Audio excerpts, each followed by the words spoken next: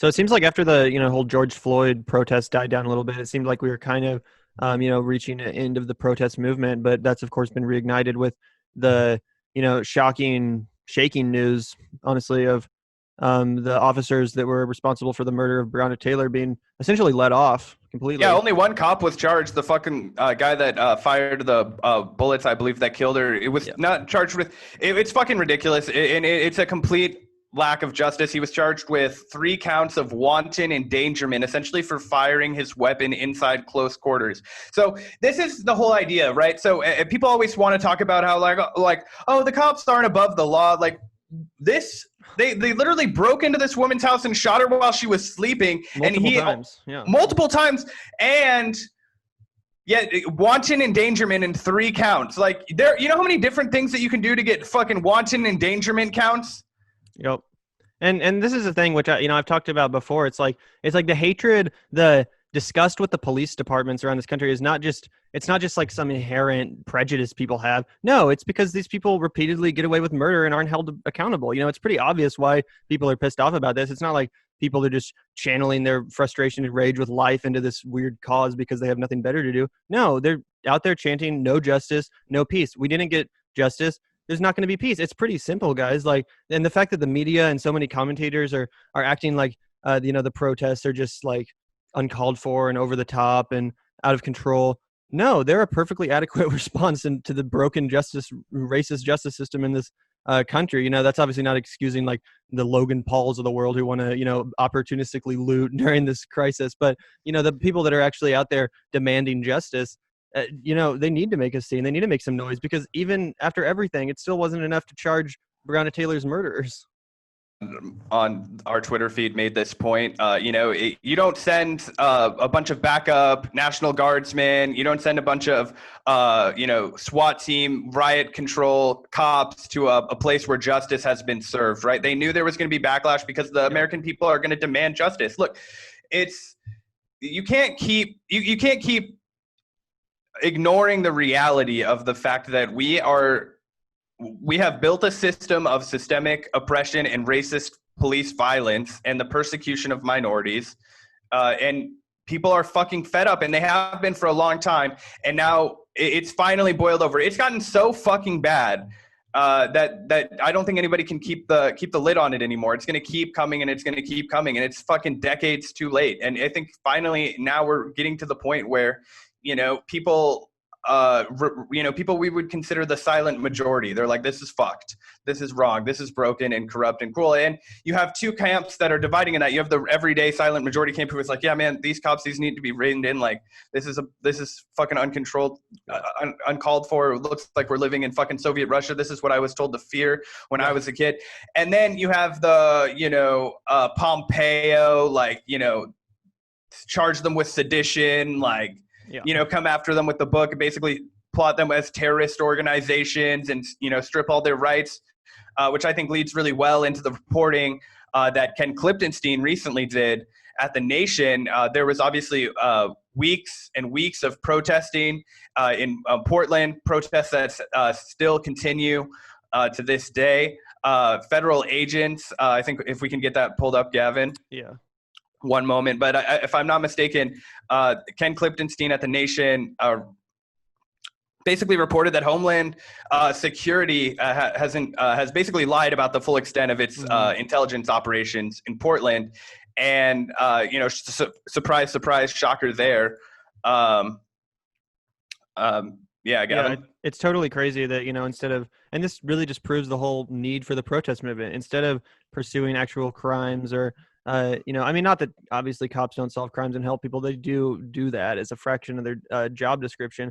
But, instead of actually pursuing white nationalists, domestic terrorism, the cops, Homeland Security, whatever, they're going after protesters, BLM, these organizations, which, aren't really even organizations. Let's be honest. They're more like umbrellas, organizations that have factions across the country. Same with like Antifa. There's not really any one like Antifa cell that controls everything. So The fact that they're like spying on these, protest and justice organizations or movements as if they're these highly, controlled, highly calculated, intel operations or something is ridiculous, because it really is just activism. It's nothing more than that. It's not like these are domestic terrorists or whatever. And if anything, it's the crazy, Proud Boys that are descending on the streets of Portland, and the right wing madness, the Kyle Rittenhouses of the world, that are really the terrifying thought in my mind, especially as we get closer and closer to election day, as the tensions ramp up.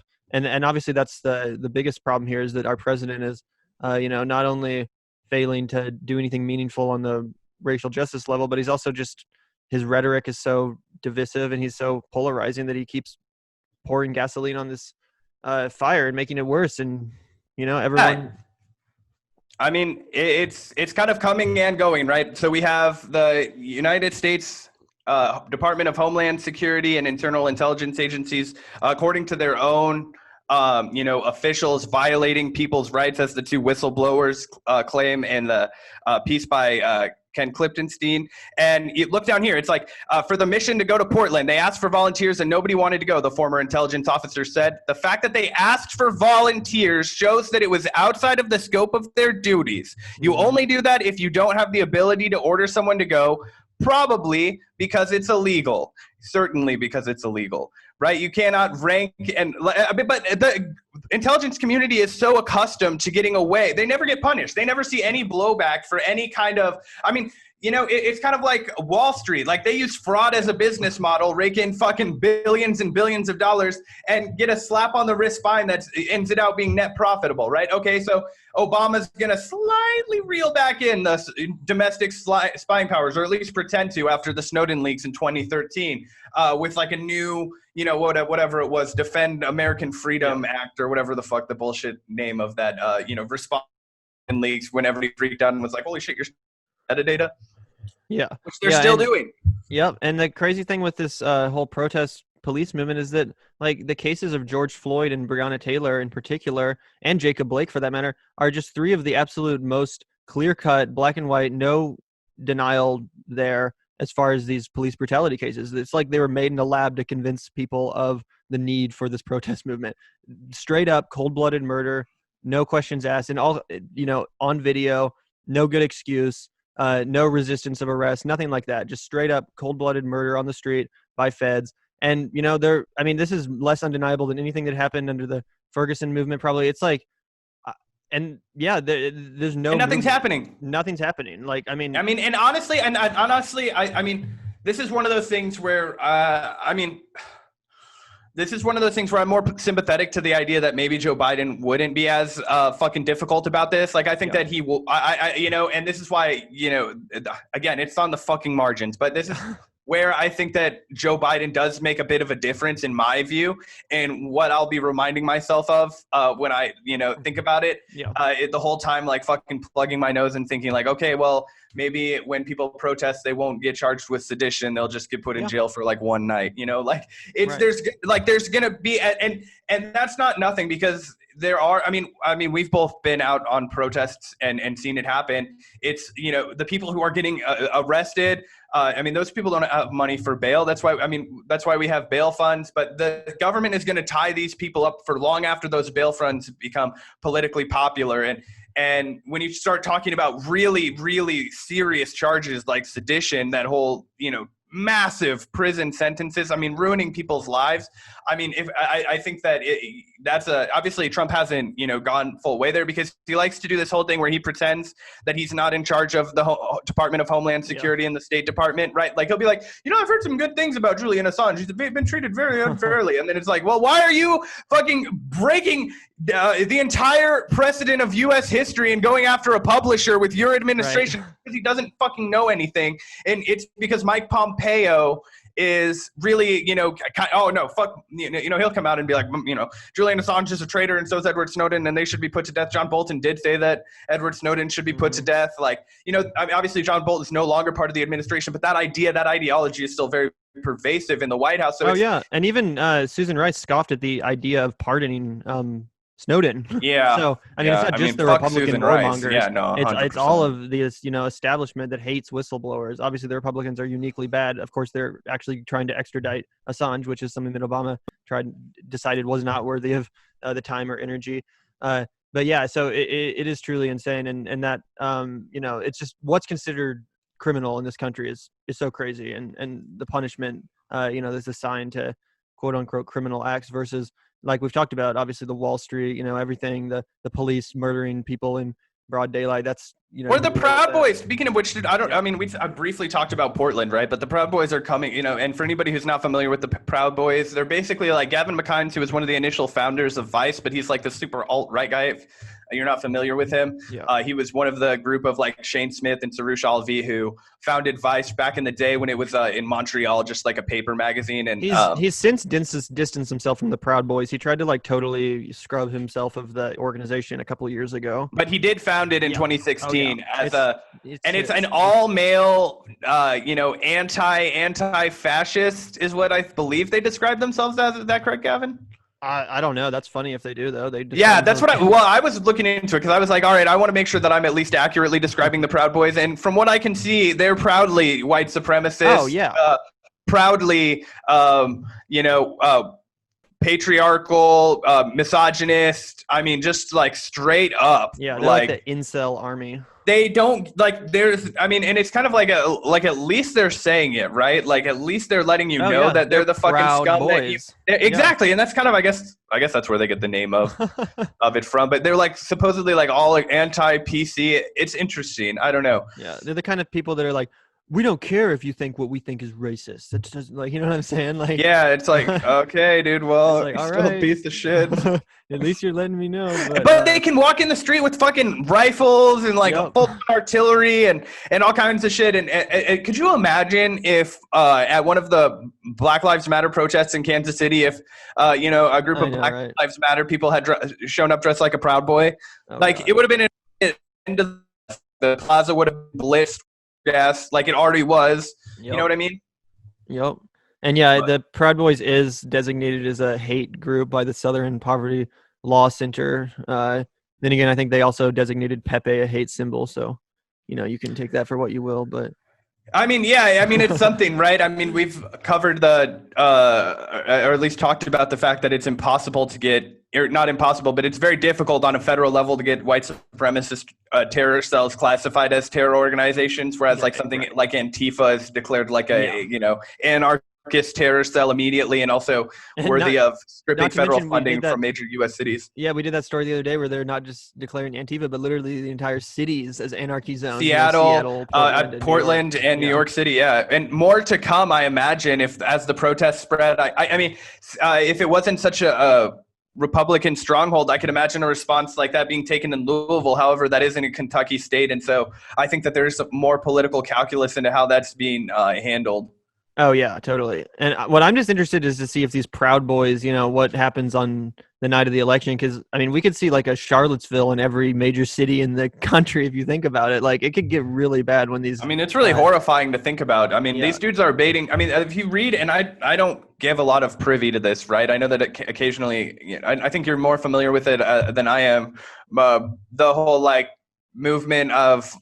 the Civil War that they're planning, or the next war. I don't know. I've read so much shit, and I never know if it's fake Democrat propaganda or if it, right. And then you read it and you're like, it does sound like this is the kind of shit that they're aiming for. But basically, this new revolution between right and left, and they're just itching for domestic confrontation and violence. Oh yeah, and we've already seen taste of that, like I said, in Charlottesville a couple of years ago, but also just recently in where was it, Portland, when, like I said, those the Trump supporters, the caravans of Proud Boys and Trump supporters essentially showed up in Portland with the paintballs and there was one guy that killed a guy, and then the feds killed him. Yeah, it's crazy. It seems like everyone's becoming so desensitized to these the protest movement because it's been going on for so long now. It seems like everyone's kind of just increasingly ignoring it, but it's not going away. And and how do you keep the public attention on it like this? It's one of those things where we're in a pandemic, right? So you and I would be in our fucking van driving all around the country,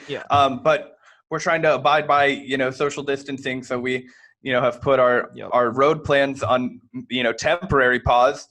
and especially as we look towards the winter, right, where it's going to be almost fucking impossible in most of these places to organize, and you will see people getting a lot more sick. And I mean, Kansas City is a fucking hotbed right now. Oh, everywhere those for cases are absolutely, COVID. I mean, like, it's at the highest. skyrocketing. Yeah.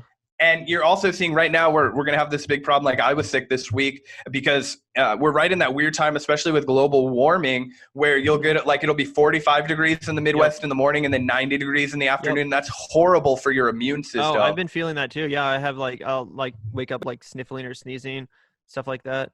Yeah, But, and I have to remind myself, like I took Wednesday and Thursday off of work, and Friday I worked from home, and my boss was like, yeah, just take it easy. So many Americans don't even have that luxury. Like they would have missed out on that money. They would have missed out on those paid days. They can't make that decision where they're like, I was like, I'm pretty sure I don't have COVID, but I have a bit of a fever. I have a bit of a cough. My body's hurt. Like I shouldn't leave and go to work and expose people if I am sick. And I had to like remind myself that I'm like a privileged position. Even in the, Dude, who I'm really feeling for right now is people with kids. I work with a guy at my job I work at a pizza place in Kansas City, and he has to work nights every single night of the week because he has to be home during the day because his kid does school on Zoom over, the computer. So that's when he normally would be working, but instead has to work at night, basically 5 to close every night, and doesn't get to spend any time with his family because he has to be there to, babysit his child. So yeah, it is crazy how much this whole situation is just fucking over the working man. Exactly. Yeah. And as a 22-year-old dude, I am, obviously I don't have the restraints and the obligations it makes me, it's one of those things where like, obviously because, Gavin and I aren't rich. We feel like some of the we feel the strains and pains, but we're both, young guys. So it's a lot easier to weather that storm. I just feel so much for people. I can't imagine the burden of having children. And I think that's something people always ask, like, why don't young people want children? It's like, dude, we can't afford children. Right. Dude. I'm considered I get paid about about as well as anybody I know that's in my age range. And I make it's like we're not like nobody in our age group makes money enough to support a child, and nobody's buying houses. I mean, rent is more money than we have. And that's why I was saying, that's why I consistently think it's crazy that neither the Democrats nor Republicans do embrace simple policies like a basic income, which would so stimulate the economy. Like Republicans like to talk about, oh, well, you got to keep having kids to, keep the economy going. Like, how the fuck are people supposed to have kids if they have no money to raise them or support them? No roof over their heads, fucking thousands of dollars in student loans, like medical bill loans, credit card bills, like cost of childcare is out. Can you imagine paying for a daycare service every day? It's outrageous. No, dude, I had a homie that had a kid when we were pretty young, and she was in college and doing that whole thing. And immediately had to, it was not worth it for her to work anymore because essentially she would bring home like $600 a week, and it was like $450 to pay for fucking childcare. Oh, God. You know what I mean? And so that's where this whole welfare queen stereotype gets started. Because imagine if you have 3 kids that you've got to pay to take them to daycare. That's so expensive. And imagine, I was talking to one of my coworkers. This dude's paying like $500-$600 a month for his kid's fucking daycare. And obviously, some people can afford that, but so many people can't. Yeah, dude, it's like another rent for having a child. And then on top of that, you got to feed the kid, give him shoes, school supplies, all that. Yeah, it's crazy. Yeah. So, yeah.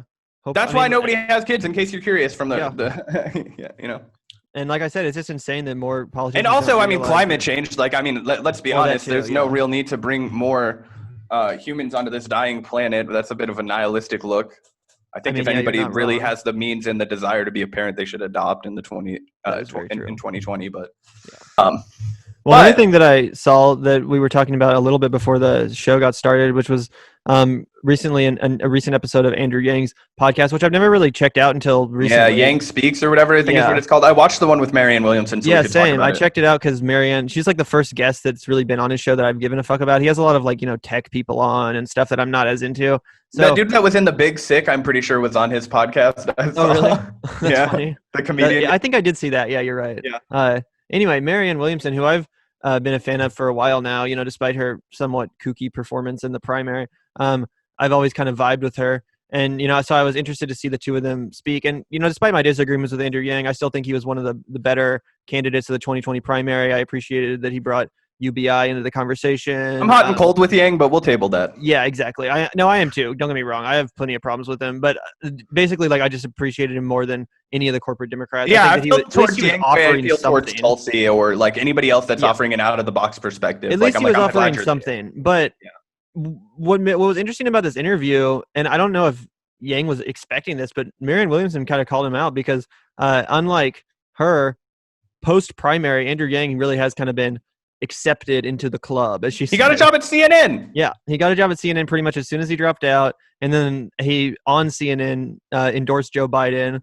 When it became apparent that Biden was going to win, which, okay, but still, it's a club. And the club has many ways of protecting itself and multi-layers of resistance to any penetration and to any change. And this is I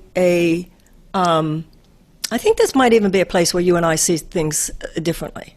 Because I don't believe that an incremental boring from within is quite enough. I think we need a more fundamental disruption that will take a more massive... Oh, I'm with you. Don't worry. I do not disagree one bit. I read your tweets. I read some tweet where you said, the good thing about that is Joe will go for it and then he'll bring all the center with him. I'm optimistic, and you disagree on Joe's appetite for going big on some of these relief efforts. But if you ask me, hey, incremental versus fundamental, I'm fundamental all the way.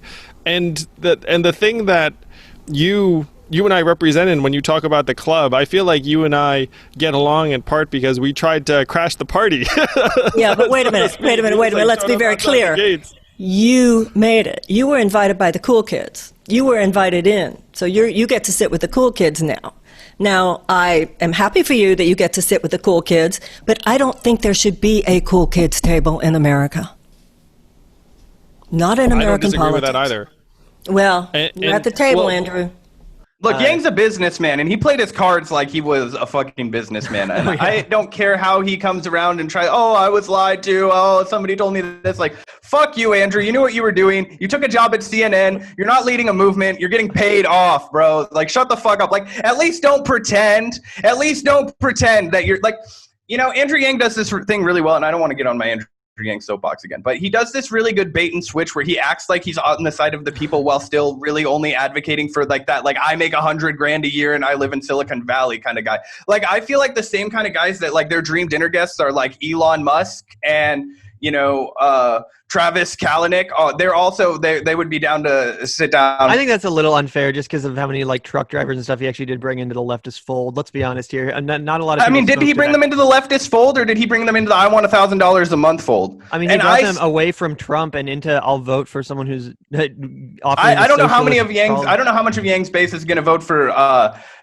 Joe Biden that was from the truck driver coalition. Well, I'm not talking about sheep herding people into the Joe Biden ticket. I'm talking about sheep herding people from the Trump ideology into a philosophy in which they care about humanity and, their government. On a surface level, sure, but Andrew Yang immediately walked away from his more robust. He only cares about Silicon Valley tech people when he did pretty much structure his entire campaign around the people that are going to be most affected. I think he's worried that I think honestly, and this could be a cynical view, but I think that a lot of that is the fact that you can shear a sheep many times but skin them only once. I'm talking about restructuring the economy. He wants enough money to keep buying shit from Silicon Valley. He's a businessman. I mean, that's fair, but there's a reason why none of the other Democrats were talking about UBI, and there's a reason why they didn't let him talk about it at the DNC. Yeah, because they're antiquated for sure, and he's definitely new, fresh face with in refreshing ideas that I think would marginally benefit people. Well, let's not act like he also wasn't talking about legalizing all drugs. I'm just saying he did offer some good ideas. I'm just trying to give credit where it's due. I'm not saying he's. No, I understand. He did. I'm not saying he's a saint. And that's why I appreciated this Marianne Williamson clip so much, is because she held his feet to the fire. She held his feet to the fire, and she called him out for kind of taking a seat at the kids at the cool kids table, as she said. So you are as passionate as I am, and as passionate as millions of others, about direct cash relief. Yes, I see you talking about all the time. Well, have you noticed that the Democrats aren't suggesting it? So at what point do you think, when you say your goal is to change it, at what point is it going to change? And at what point does someone who doesn't color between the lines, that's the difference between you and me. We agree, but I have a bigger mouth than you do. I'm not as careful as you.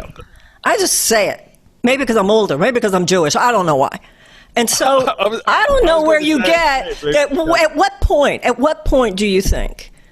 I feel that their resistance to anything that messes with the basic power structure is more fierce than you do because your experience is different than mine. They let you in. And I saw what they did to someone who was more vocal about what was happening. Yeah, that was hilarious. And he has, because like I said, he did take that job at CNN. He didn't endorse Bernie like Marianne Williamson did. And but he also has been endorsing down ballot progressive candidates against incumbents. So there has been some cool things. And he even said that's probably why I wasn't initially invited to the DNC, because I endorsed against two incumbents. That's true. I agree with that. That's something that not a lot of other fresh faces in the party, or whatever you want to call them, would have done. So he has put his career on the line in some ways. But I just think those are such little, like, I just think so much of that is like kind of like him puncturing the aura of like the I don't know, the theatrics of it all. Like he's kind of like, in a way, like he's just like saying how, I don't know. I think he's trying to bring about like a new age of the Democratic Party, but I don't think that he's definitely not trying to fundamentally bring in the change that I would bring, I guess. Yeah, I mean, he's definitely not trying to like bring about the transition into a socialist age or anything like that. I agree. He's more trying to like repair. He's a bandaged capitalism guy. Yeah, for sure. So, regardless of what you think of his policies, I did think it was a great discussion, and I think that Marianne Williamson made some excellent points. She's tough, man, and everybody wants to like brush her aside and portray her as like a soft little daffodil. But let me tell you what, man, it's hard being on somebody with a huge platform like Andrew Yang show and being like, you know what, man, you're actually saying shit that we both know is not true. Like we talked about this also before the show. When she had the segment. Or that little moment where, she's talking about how after the election cycle, she's been completely maligned, blackballed from the mainstream media. And, she'd be talking about how she didn't have the experience. And then Andrew Yang's like, well, they said that about me too. And she's like, come on, Andrew, we both know it's not the same at all. Like, don't pretend. Like, don't be like that. Yeah. And I thought in terms of you, it was particularly interesting because I thought that the misogyny was very clear.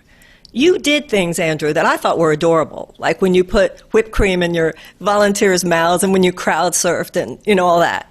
If I had done those things. So, yeah, it was quite something. And he looks at her like, wow, you're calling me out for this when I'm trying to like just smooth over this rough patch. And he kind of like is, there's like, and that was really early on in the interview, but I think it changed the tone in a way that was really beneficial for Marianne Williamson. Like, she let him know right off the bat, like, you're not rewriting history while I'm here. And I will critique Marianne Williamson because for whatever reason, she always fucking brings up Bobby Kennedy. And it's a huge pet peeve of mine. She always talks about Bobby Kennedy as being this like true leader of progressive values. And it's like, Marianne, he was such a fucking piece of shit. But I mean, in his personal life, he was. But I do think she's correct that he advocated behind the scenes for so much dreadful American foreign policy. But we can get into that later. That's fair. Yeah, there's no denying that. And that is true. But sure. Wait, domestically, he was a figurehead for a lot of the same really. So the thing is, and I guess that this is, especially because of like her age and her demographic, like she really grew up as a little girl when there was all of the like, propaganda for like, this is what, Bobby Kennedy supports. And the things that they were promoting that Bobby Kennedy supporting, like, giving housing to, people and overturning slums and doing all that kind of shit and getting out of Vietnam, even though he initially had supported that behind the scenes. All those things were really good. It's just that he was a total hypocrite and so was his whole family. Yeah, I think that's fair. I mean, I also think that what he was up against wasn't even on any of those pages at all. So he was still like way ahead of his opposition. You know what I'm saying? Well, I mean, it depends on who the opposition was. If you're talking about like the deep state, no. But if you're talking about like the activist movement, then he was way behind. No, I'm sorry. I'm saying as far as his political opponents in D.C. Oh, yeah, then for sure. Yeah, I mean, because you have to remember, like before Bernie Sanders, it's not like we even had the like option of having like actual socialist leaders. It was basically like we can get the most out of our officials that we can. Let's hope to do that. But like, you know what I'm saying? Like there wasn't really the same possibility of having that like true progressive in office. So I think she was just kind of saying like, this is at least he was fighting. I don't know, but I get what you're saying. Anyway, she's a great speaker. Yeah, she's someone that I, whose vision of progressive politics I'm definitely on board with, and I just like how she, she's unafraid to call out corruption when she sees it, and unafraid to call out capitalism, the things that actually are ruining our system that Andrew Yang is more reticent to call out. Like he says, like, well, we just have to, pressure enough representatives to get on board with UBI, and then that'll be good. Like, and she's like, no, like that's your solution. But you're not calling it out what's actually happening, which is straight brazen corruption. There's a reason why we don't have a UBI. It's because it's not in the financial interests of the, oligarchic class. And I mean, Andrew Yang might understand that, but he doesn't really call it out. And more and more so, he does take a seat right alongside those very oligarchs, the people that are denying people healthcare. And she said too, she's like, you're, and this is kind of my problem with the whole Joe Biden people is it's like you're saying you're going to push them left, but they aren't advocating for UBI. They're not even advocating for fucking stimulus checks. Like, so what are you doing to push them left after the primary? No. And certainly after the election. After the election, no. So like, what exactly is the goal? To just ride the coattails to power? Yeah, that's the kind of thing. And like Zephyr Teachow, who was a former Bernie surrogate and actually somebody who I quite admire, she famously called out Joe Biden for being corrupt and then immediately turned around and said that, we definitely have to vote for Joe Biden and we have to, try and push him to the left. And my question for all those people is like, what the fuck are you going to push him left on when literally mass protests in these streets of fucking America haven't pushed his policies to the left? He's not addressing George Floyd. He's not addressing Breonna Taylor. He's not saying I'm going to give sweeping police reform across this country.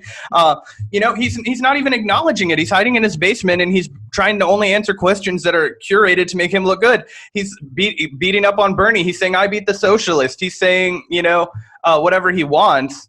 But he's not addressing any fundamental asks of the people as the city. Rand Paul is better than Joe Biden when it comes to criminal justice. I'm not fucking shitting you. I remember. I saw that when it came out. The Breonna Taylor No-Knock Warrant Act. Joe Biden is literally talking about giving more money to cops, increasing the police state, increasing the surveillance state, increasing the military. At least someone like Rand Paul is against like foreign intervention and an out of control police state. Obviously, I'm no fan of him and I'm not trying to defend him, but like.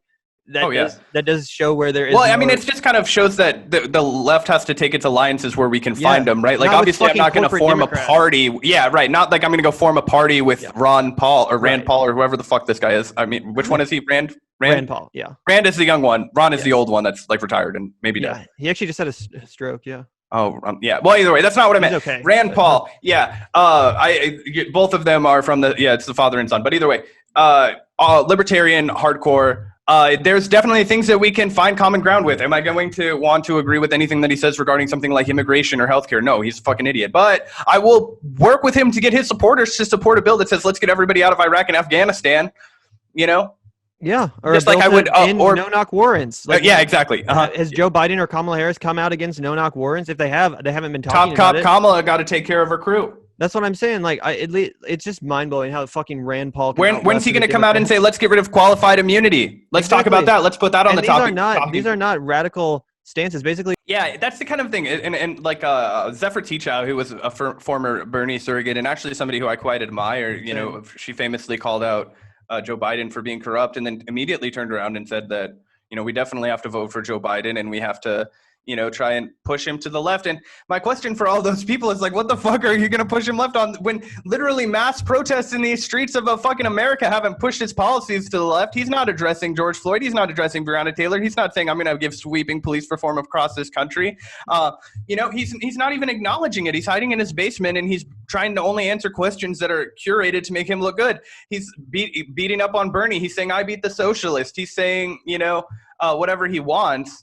But he's not addressing any fundamental asks of the people as the city. Rand Paul is better than Joe Biden when it comes to criminal justice. I'm not fucking shitting you. I remember. I saw that when it came out. The Breonna Taylor No-Knock Warrant Act. Joe Biden is literally talking about giving more money to cops, increasing the police state, increasing the surveillance state, increasing the military. At least someone like Rand Paul is against like foreign intervention and an out of control police state. Obviously, I'm no fan of him and I'm not trying to defend him, but like. That does show where there is. Well, I mean, it just kind of shows that the left has to take its alliances where we can find them, right? Like, obviously, I'm not going to form a party. Yeah, right. Not like I'm going to go form a party with Ron Paul or Rand Paul or whoever the fuck this guy is. I mean, which one is he? Rand Paul. Yeah. Rand is the young one. Ron is the old one that's like retired and maybe dead. He actually just had a stroke. Yeah. Oh, yeah. Well, either way, that's not what I meant. Okay. Rand Paul. Yeah. Both of them are from it's the father and son. But either way, libertarian, hardcore. there's definitely things that we can find common ground with. Am I going to want to agree with anything that he says regarding something like immigration or healthcare? No, he's a fucking idiot. But I will work with him to get his supporters to support a bill that says, let's get everybody out of Iraq and Afghanistan, you know? Yeah, or just like I would, or no-knock warrants. Like, yeah, exactly. Has Joe Biden or Kamala Harris come out against no-knock warrants? If they have, they haven't been talking Top about cop it. Kamala got to take care of her crew. That's what I'm saying. Like, it's just mind-blowing how fucking Rand Paul. When's he going to come out and say, let's get rid of qualified immunity? Let's talk about that. Let's put that on the topic. These are not radical stances. Basically, it's just saying, no, you can't wantonly fucking murder people in cold blood. That's not a you're not a fucking stance. above the law. Yeah, that should, you even defenders of the police would agree with that. I hope, like, maybe maybe even cops shouldn't be allowed to get away with cold-blooded murder. I mean, is that not something we can all fucking agree to? Apparently not Joe Biden, who's over here promising to fucking increase the police budget and saying, I'm not the fucking socialist, like all this bullshit. God damn it. It makes me so hard to want to vote for him. But then again, Trump's over here trying to make me want to vote for him. Yeah, trying to fucking, William Barr talking about charging people with sedition, charging a publisher with the Espionage Act, violating decades, centuries of publishing law in this country. Or saying he won't accept the results of the election, shit like that. It's like, while he's in a position, and I guess fascism, we should, yeah, and we talked about it. I mean, we knew it was happening a few days ago when we recorded, but obviously Amy Coney Barrett is now officially going to be the Trump nominee. I think it's official now. Yeah, I think he announced it, I believe, this morning, or at least very, very heavily alluded to it that it was coming out. Either way, Amy Coney Barrett is now in a position where she is going to basically unless the Democrats take the presidency and the House, which is very likely that they'll do. And now it's actually with the swing of the Supreme Court, I think it's very likely that they take the Senate too. No, I think it was already really likely, but yeah. I think it takes away any doubt. Yeah. Because I was never counting in like Kentucky like some people were in their estimates, and I was never, but I do think I still don't think they'll win Kentucky. I don't think they have a chance of winning. No, I still don't think they win Kentucky either, but they will win Maine, and I think they'll win in Arizona, Colorado, and Arizona, maybe Alaska. Maybe Alaska and definitely Arizona, yeah. Yeah, definitely Arizona, yeah. And definitely Colorado. And possibly even Kansas. Yeah, dude. And what's her face in Kansas? Barbara Bollier. Barbara Bollier. Yeah, dude, it was hilarious actually. Okay, so we live in Kansas City, which if for anybody who's not familiar with the geography, you drive back and forth between Kansas and Missouri a lot. So I was in my car earlier, and I heard the most fucking hilarious ad that was like a smear campaign against Barbara Bollier. Oh, yeah. I guess she'd been running an ad where it was like a Republican calling her like modest and a good worker, like something just like whatever, like a true proper Democrat or somebody that can work across the aisle. And then they were like, Barbara Bollier is extreme. And then they were like giving like these most like mild fucking policies. It's like she supports a woman's right to an abortion for the first 21 weeks. Oh my God. And at that point, fetuses are beginning to develop fingers, and God is already in there. No, it's just like, you know what I mean? Just like fucking like crazy stuff where it's like she supports the right to remove weapons from individuals who the government deems she was literally a Republican. Unfit. Yeah, she was literally a Republican. 2 years ago in 2018, she made her switch because Trump was the fucking straw that broke her back. Yeah, she was a never Trumper. Fine with everything under the Republican of George Bush and Mitt Romney. She was totally cool with that, but Trump was all the torture and fucking corruption and profiteering. Yep. So that's who we have to look forward to. Mean language was what did it, right? Grab him by the hey, I get it. I don't want to dismiss Trump's like fucking ridiculous rhetoric, but it's just laughable to me that that's the straw that breaks the camel's back when we're killing hundreds of thousands of innocent civilians. Yeah. And it's like the Mitt Romney thing. Like, obviously, it's like, yeah, sure, Mitt Romney's going to vote to impeach because that doesn't actually mean anything. But when it comes to the actual meaningful vote, which is on the Supreme Court justice, he's still going to side with Trump. Mitch McConnell would hire a hit on Mitt Romney if he didn't fucking, participate. No, just a joke. But, like, you know what I mean? Like, it would have been, like, the end to his fucking career. Like, do you know how seriously the Republican establishment takes the Supreme Court? They've literally built their entire fucking political strategy around it for the past 3 decades. Mitt Romney, that's what he believes in. He thinks the Supreme Court should be conservative, you know? Yeah, exactly. Which is why I wasn't surprised. I mean, obviously he wasn't going to do it just as like a fuck you. We did that clip because he sounds like a fucking idiot who can't make up his mind and can't make up an excuse. I mean, to be honest, he should have just done what Mitch McConnell did. Yeah, I'm a hypocrite. I don't give a fuck. Next question. Like, that's the only way that you can handle this kind of thing. And it is the most politically savvy. I'll give them that. Even though, I mean, obviously Mitch McConnell's a sociopath. And that's why he's so able to just like ignore all this stuff. But what I do want to ask you about Lindsey Graham's seat. Do you think that he'll lose it? Oh, it's getting close. And actually, I believe his name is Jamie Harrison, is actually one of the, we were just talking about these kind of corporate Democrats. You know, you have Cory Gardner in Colorado, you have Barbara Bollier in Kansas. Jamie Harrison is actually one of the more corporate Democrats that I'm actually a little bit warmer on. I actually like him a little bit more. He has more progressive rhetoric. You know, he talks about healthcare a lot. Obviously, he's still in the more establishment wing of the party, but when it comes to those politicians, he definitely has better instincts than fucking Amy McGrath or Barbara Bollier or Cory Gardner or any of these real milquetoast. Sorry, not Cory Gardner, John Hickenlooper. John the Hickenlooper, to replace Gardner. Mm-hmm. Former presidential candidate John Hickenlooper, who famously watched Deep Throat with his mom. Exactly. For the whole movie, didn't get up and leave. But anyway. Yeah, that fucking guy. Anyway, Jamie's he has better instincts. He's a little bit more in touch with the actual voters of South Carolina than these characters. I think he can do it. We didn't talk about this when we were talking, because obviously it would be like a big election night upset. Like, I'm not saying it's in the bag, but it's within the realm of possibility in a way that I never would have suspected. And I'll pop a bottle of fucking champagne if Lindsey Graham has to retire. Yep. And also it shows that had Charles Booker been able to edge out Amy McGrath, I think he would really be doing a lot better. Because he would have been crushing it right now. Jamie Harrison, he actually speaks the language of the people. He's not this like weird made in a lab like moderate Democrat. He actually like speaks his mind. He's clearly like comes from the working class. These are the kind of Democrats that actually excel in the the southern more red states. And it's just so fucked that they squandered that Kentucky Cory Booker. Do you want to know something else that's really fucked that I've been thinking about a lot recently? That it's possible that, obviously things are different now and, whataboutism and what if and rewriting history and, all that. But if Bernie Sanders were the nominee right now, he would be on his way to riding into the presidency with a supermajority. Dude, I know. And he wouldn't have pissed it away. Like, everybody wants to talk about how fucking Barack Obama couldn't have done anything. Oh, the Republicans were so insubordinate. He had a fucking supermajority, and he gave us a Republican healthcare plan. He did not do, Obama was a puppet for big banks, right? Like he was, and that's why he lost his supermajority. Yeah.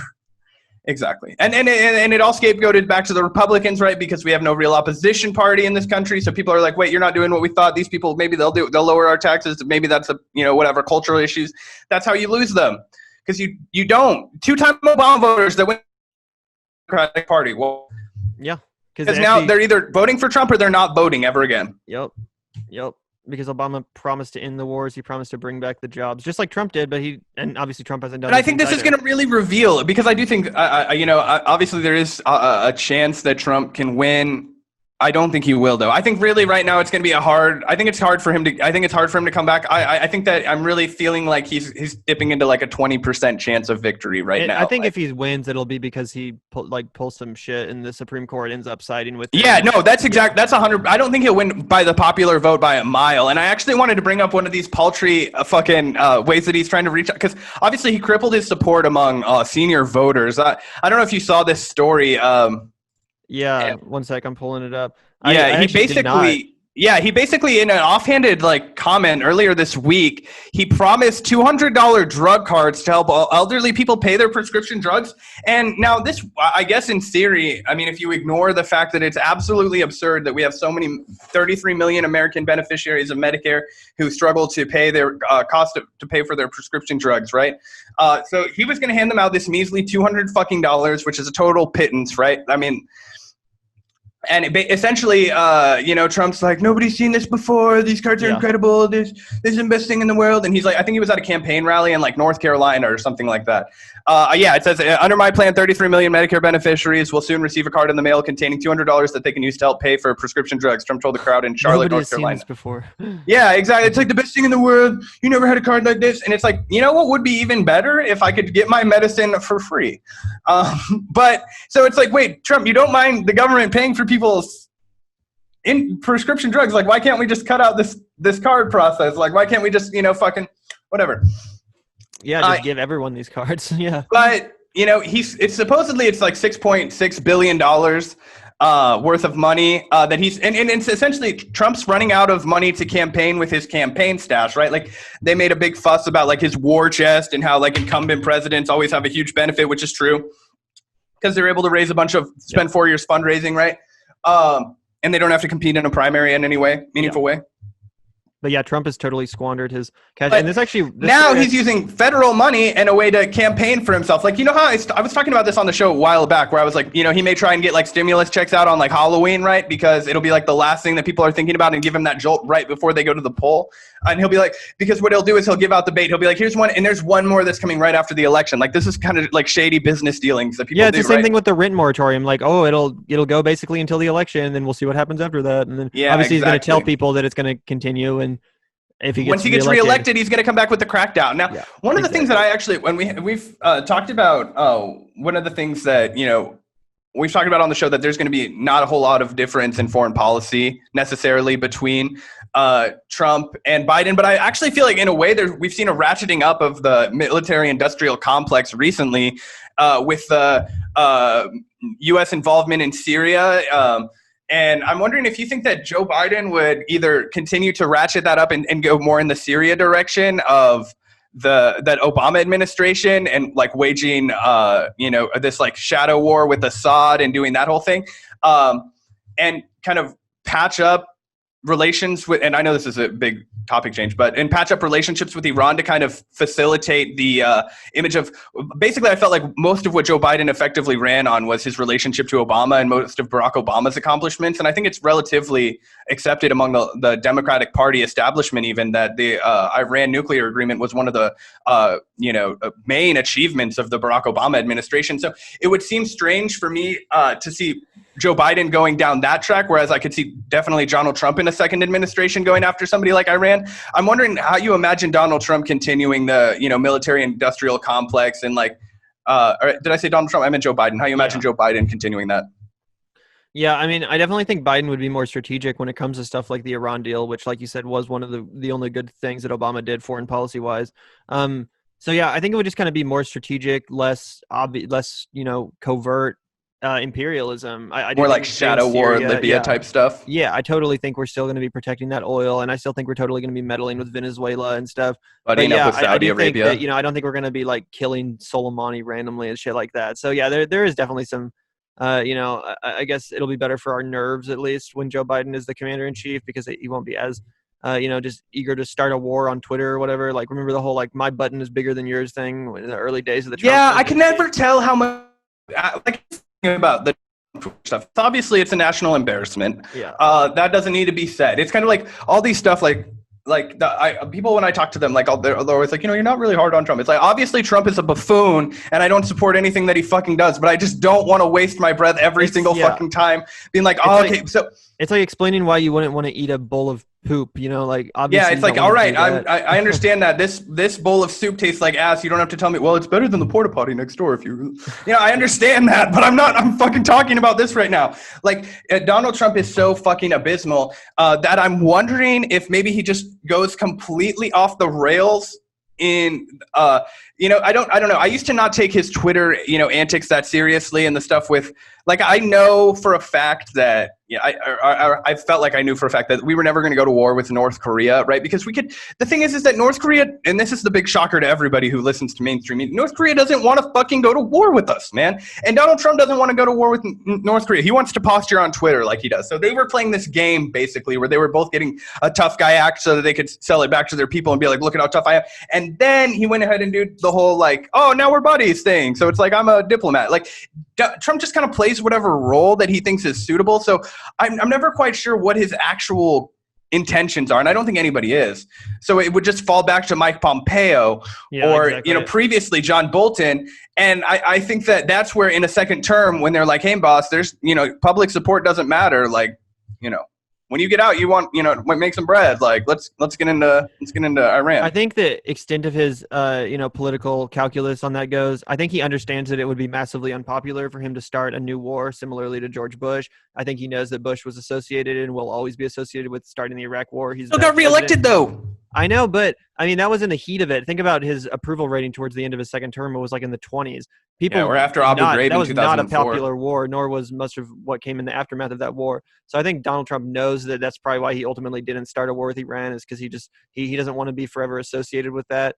But I also don't think he's smart enough to, really resist the pressure when it comes down to it from the MIC if something like if they really wanted to stage a Gulf of Tonkin type episode or whatever you want to, a yeah, he wouldn't withstand the pressure. And I don't think Joe Biden would, frankly, either. No. We'll obviously see, and depending on the level of, obvious. But do you trust Susan Rice more than you trust Mike Pompeo?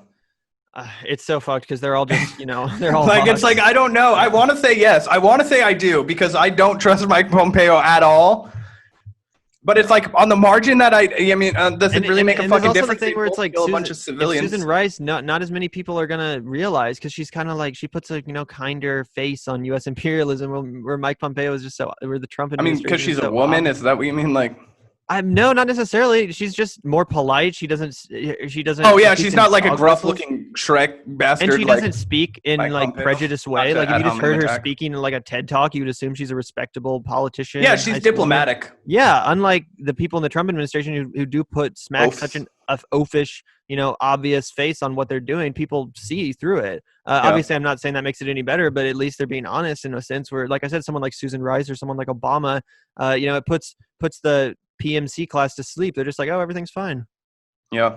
So yeah, I think it's kind of just like, do you want to see the evil or do you want to, not see the evil and just pretend it's not there?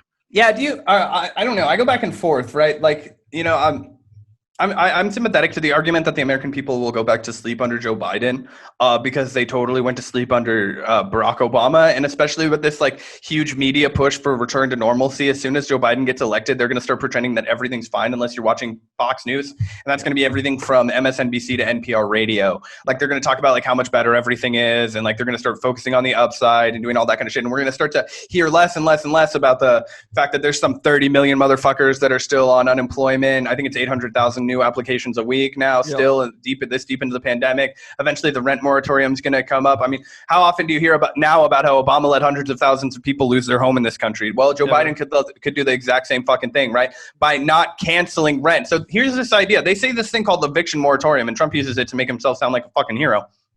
Essentially what it is it's deferred evictions. People are going to get to the point where it's like, oh, you haven't paid your rent in 10 months? Okay, 10 grand right now in cash that you don't have because you haven't worked in, 8 fucking months. You can barely feed your family. And they're going to be like, oh, okay, well, the pandemic's over, so get the fuck out. Now you have no place to live. We're going to destroy your credit, so you're not going to be able to get an apartment anywhere else. We're going to have mass homelessness in this country. And it seems like the Democrats, they aren't even planning to respond to it at all. They're just going to swipe it under like in this history, the problem. Yeah, the Democrats seemingly have no like real plan when it comes to that. They're just kind of like, we promise to not be Trump and maybe give you another stimulus check, maybe, but like there's no real. I don't think they're going to give anybody a new stimulus check. I mean, I think they'll probably give one more stimulus check out. I think that'll be the one difference between the Biden and the Trump when it comes to pandemic responses, that we'll actually see like one more paycheck probably from a Joe Biden. But other than that, like I don't think they have any sort of like fundamental long time, stimulus package, UBI, anything that would actually help people, help the economy. And again, it's so freaking obvious that a UBI, that alone, and obviously that's not enough for like a fundamental change, but if they just wanted to slap a Band-Aid on the pandemic to make themselves look better, all they would have to do is give people $1,000 a month. Even because Mark Cuban then people are going to start to know that the government can do that, and then it starts to be on the table, and then it's like, wait, the government that's can the give real people problem. money. We need the money now. People need that fucking money, man, and they do not want people to get in the habit of being like, wait, the government can just do this if we ask them to, because then their asses are going to get voted out of fucking office if they don't. Yeah. All I'm saying is that I do think that, Biden will probably give people like one more check. And I hope so. I hope you're right. Yeah. But that'll be in like February, like after the Super Bowl's over, you'll get a fucking stimulus check. Or that, yeah. Anyway. I mean, because I don't imagine that if they lose the election next, in November, that the lame duck session is going to have the Senate supporting that bill. So then it's after January, the end of January, when the inauguration happens, and then it's the fight and getting it. So I mean, can the American people afford to hold out until February? Right. And this actually goes back briefly to Andrew Yang. Another suggestion that he liked, and this is the kind of thing where I do kind of value Yang because he does make these kind of like unique, interesting suggestions policy-wise. One of his suggestions that I think he just made on Twitter one time during the pandemic was like, why doesn't the government just issue out like essentially a gift card to every citizen, but it's only good at local businesses? That would not only put money in people's pockets, but it would also help save all the local businesses in any given area. How does that help the oligarchs? What? How does that help the oligarchs? I mean, I'm not. Regardless of that, it would just help. It's a great idea, but like, why haven't they? That's why. Like, well, yeah. I mean, obviously that's why. But I'm just saying, like that. It is those kind of ideas where I do think he is truly innovative, and that is a great idea. 60% of small businesses aren't going to fucking reopen because we didn't do anything to try to save them. Which of course is by design because the corporations wrote these bills. It's in their interest to get rid of all small businesses. Small businesses are the only alternative. Yeah, they're going to vacuum up any remaining fucking market share that these small businesses had. Yeah. So, we didn't do anything. We did not meet the moment, and now our country is fucking falling apart.